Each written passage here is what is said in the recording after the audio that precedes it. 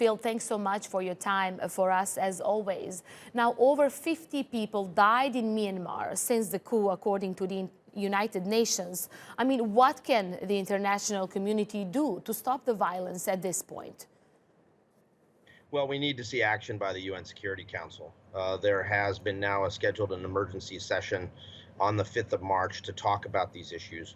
We want to see a global arms embargo decided there, where countries around the world will be told that they cannot sell any sort of military arms or dual-use items of any sort that would be of use to the military or the police to the Myanmar forces. That would be the kind of signal that would get the attention of the generals that this kind of carnage has to stop. I mean, we had confirmed 38 people killed yesterday by live ammunition. We had the police beating emergency medical technicians, including beating one so badly that he died of his injuries. We had peaceful protesters being shot down in the streets. This is outrageous and unacceptable. But isn't the UN Security Council restricted by possible China's veto once again?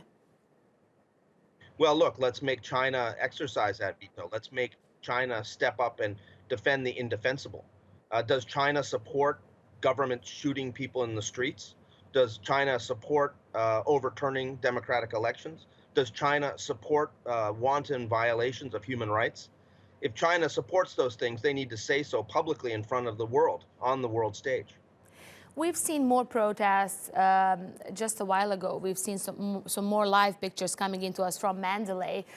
Protesters are not backing down, and some of them say the police is shooting without a warning. They just fired their guns. So who can, while we wait for the UN Security Council, who can protect these people in the meantime?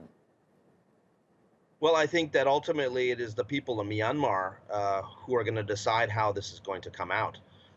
They are resisting mightily the kind of violence that we've seen visited in the past upon protesters, because they know the alternative is agreeing to go back to the dark days of military dictatorship, and they don't want to do that. So, I mean, it's the bravery of the Burmese people that is ultimately going to be a deciding factor. What we do on the international stage, we can certainly support them. We can demand protection for their rights. We can demand restoration of democracy. We can put pressure on the military junta. But ultimately, it's going to be the people of Myanmar who decide whether how this all ends. Phil Robertson, thanks so much. I appreciate that insight for us here at TRT World. He's the Deputy Asia Director for Human Rights Watch.